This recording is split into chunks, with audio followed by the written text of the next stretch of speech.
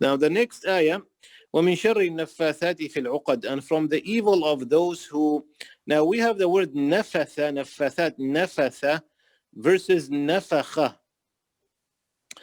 When you blow in something, you can blow really hard like you're blowing a balloon. This is called naffaa-KHA. And that's why when Allah talks about nufikha fi sur, on the day of judgment, Israfil is going to blow really hard in that trumpet. So that's naffaa-KHA. Nafatha is when you blow quietly. Normally it's used for the snake when it lets out its poison. We call that nafth or nafatha. It does it quietly. So when you blow quietly without making any noise, softly, that is called nafatha. And that was a way, and it's still actually practiced at our time, to do witchcraft. And that's why the cure is by doing the same thing. When we do ruqyah, you can get some water and blow at the water. Do you have to blow really hard, or you just blow gently? Gently. So this is called nafatha. Naffaa is to blow hard, and nafatha is to blow gently. When those witchcraft, those who you practice witchcraft, they do this gently, softly. Nobody can hear them. One way of doing it is that you take a personal material from somebody, and we said what they did to the Prophet ﷺ. They asked his maid, used to have a maid, to bring them. They paid her some money, of course, to bring them his hairbrush. Or the comb that he used to use. So, and they took one hair and they made a knot, which is not easy, of course, to make a knot in the hair. And then they read something on it, and then they blew. And this is what we're talking about, blowing the naffaathati fil uqad, those who blow in the knots. And the Prophet ﷺ got very sick. By the way, those surahs, the last three surahs, قُلْ هُوَ اللَّهُ أَحَدٌ قُلْ أَعُوذُ بِرَبِّ الْفَلَقِ قُلْ أَعُوذُ بِرَبِّ النَّاسِ, were not revealed at that time. So the companions did not know what to do. The Prophet was very sick, very ill, and the companions did not know what his sickness was. And this again brings us to this important topic. How do I know if somebody is complaining of some kind of pain or any kind of sickness? Is it witchcraft? So how do we know? Now, there are certain things that do not fit any medical problem. I think I mentioned this before. We used to have a teacher here in Dar al-Arqam. She was telling me the other day, her friend used to get pain every Wednesday, severe pain in the knees every Wednesday. Now, there is no disease that comes every Wednesday. That can be witchcraft, or of course can be psychological as well.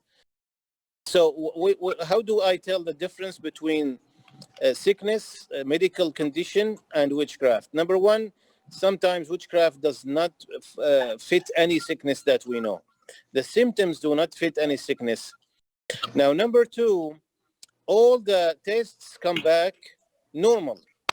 Somebody who is complaining of, let's say, headache, and we do all kind of tests, and everything comes back normal, then it can be witchcraft. Number three, there are certain pains witchcraft cause more than other pains, especially headache and stomach pain. Those two areas, the head and the stomach, are normally the target of witchcraft more than any other place in the body. These kind of things, there are many actually people who complain of stomach pain, which is unexplained.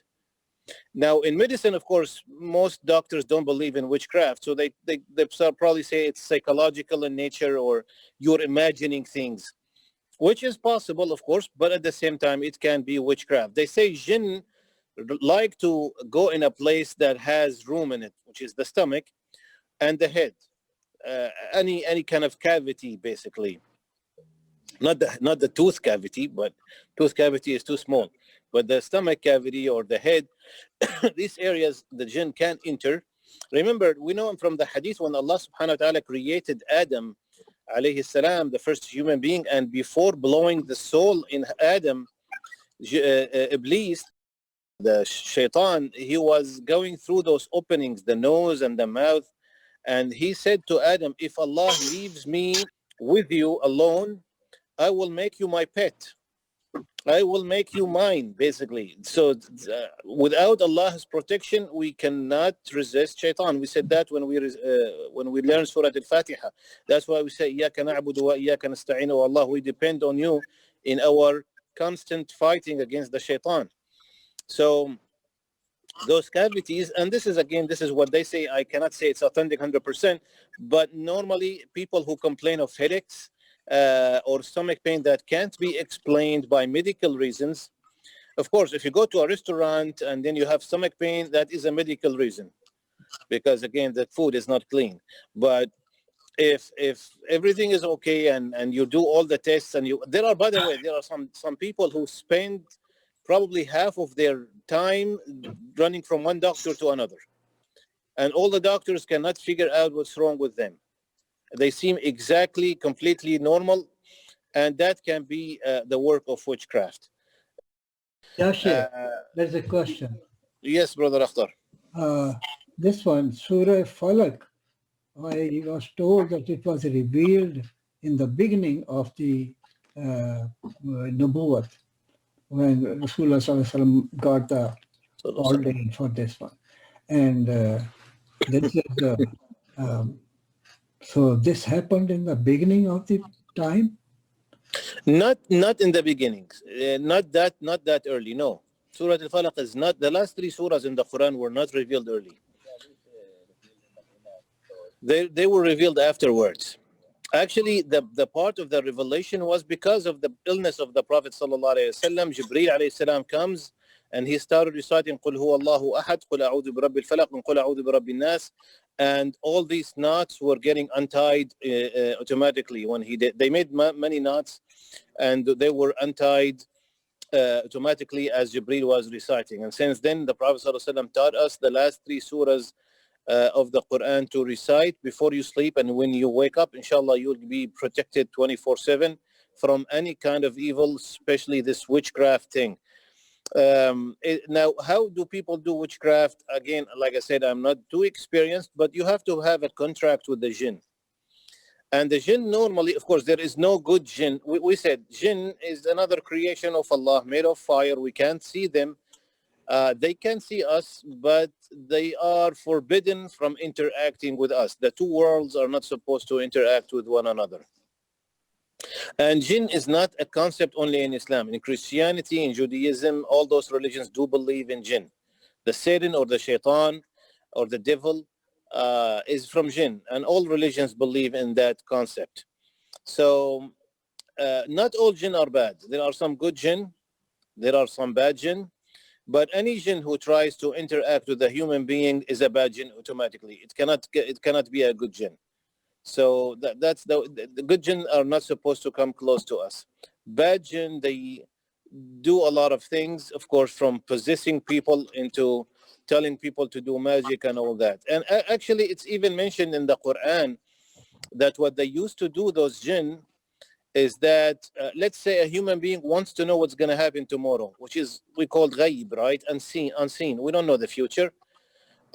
Normally, the angels in the heavens discuss the future as it is being revealed to them. So what the jinn do, of course, jinn have more power than us. They can sneak and eavesdrop on those angels and see what they're talking about, and then they go back to their human masters and tell them what they heard. And of course, you have a big advantage if you know what's going to happen tomorrow. They used to, especially when it comes to war, well, the two empires, the Romans and the Persians, used to fight all the time. And those, especially the Romans, they used to use some magicians who do this kind of witchcraft. They call their jinn, and the jinn tell them who's going to win the battle before the battle even starts. And of course, they can use that to their advantage. Right. So all that, of course, is forbidden in Islam. So normally, witchcraft, the magician or that guy who is doing the witchcraft will call jinn, and will have a contract. That bad jinn will ask that human being to do something as his part of the contract. And normally, they ask them to do something bad, like rip off the Quran, burn the Quran, say something bad about the Prophet. So normally their part of the bargain, their part of the contract is always to do something bad.